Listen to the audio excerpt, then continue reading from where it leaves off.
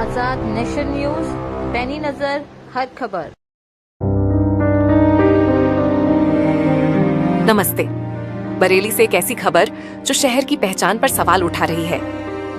कुतुबखाना चौराहे पर खड़ा ऐतिहासिक घंटाघर जो बरेली की शान है, आज अपनी खामोशी से लोगों का ध्यान खींच रहा है।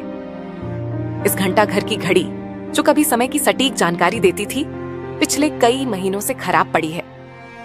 न तो इसकी सुइयां सही समय बता रही हैं और न ही घंटे की वह गूंज सुनाई दे रही है जो कभी इस चौराहे की रौनक थी। 2022 में लगभग 91 लाख रुपए की लागत से इस घंटाघर का जीर्णोद्धार हुआ था।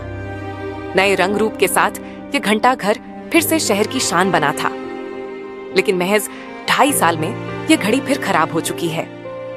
कुतुबखाना महादेव पुल से गुजरने वाले हजारों लोगों की नजर इस घड़ी पर पड़ती है, लेकिन गलत समय दिखाने वाली सुइयां और खामोश घंटा उनकी निराशा का कारण बन रहे हैं। समाजसेवी और इनर इस्माइल केयर ग्रुप के निदेशक विशेष कुमार कहते हैं, कुतुबखाना घंटाघर बरेली की पहचान है।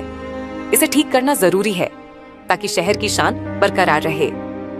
वहीं स्थानीय व्यापारी हाजी जावेद खान और अजमी शकील सीटू का कहना है, घड़ी की सुइयां उल्टी घूम रही हैं और घंटे की आवाजों पूरी तरह बंद है।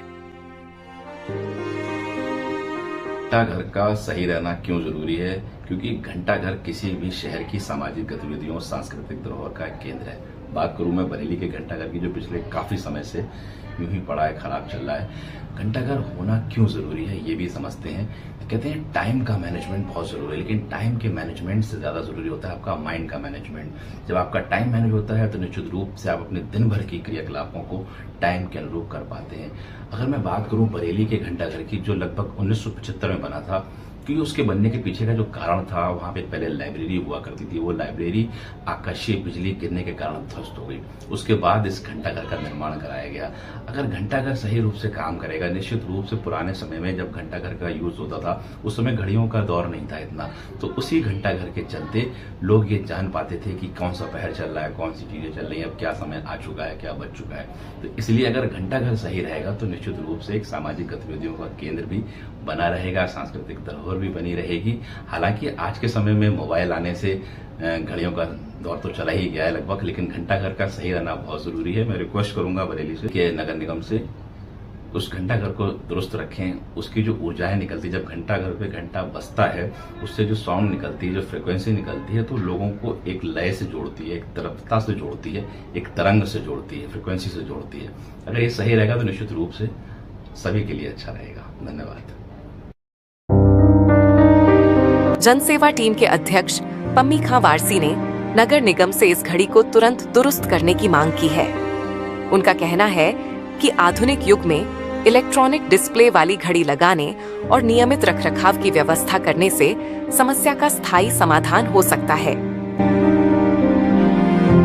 देखिए, ये बरेली का घंटाघर जो है, पिछले कई महीने से इसकी घड़ियां खराब है, टाइम सही नहीं बताते हैं। इस समय सुबह का 10:18 हुआ है, इस घड़ी में 5:45 बज रहा है और हमने नगर निगम से पिछले दिनों में शिकायत की थी, मगर अभी तक ये घड़ी ठीक नहीं हो पाई है। ये घड़ी जो है 2 या 4 महीने से खराब है, जिससे जो है यहाँ पर एक प्रसिद्ध घंटाघर भी है और प्रसिद्ध बाजार भी, कुतुबखाना लगता है, यहाँ पर बड़ा बाजार लगता है। यहाँ पर हजारों लोग आते हैं मगर टाइम नहीं देख पाते हैं।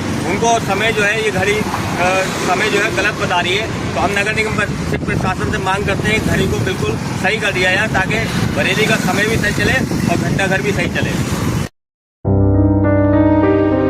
सवाल ये है कि क्या नगर निगम इस ऐतिहासिक धरोहर को उसका खोया हुआ गौरव लौट आएगा, या फिर बरेली की यह पहचान खामोशी में डूबती रहेगी? जवाब का इंतजार है। बरेली से आपकी अपनी खबर, हमारे साथ बने रहें।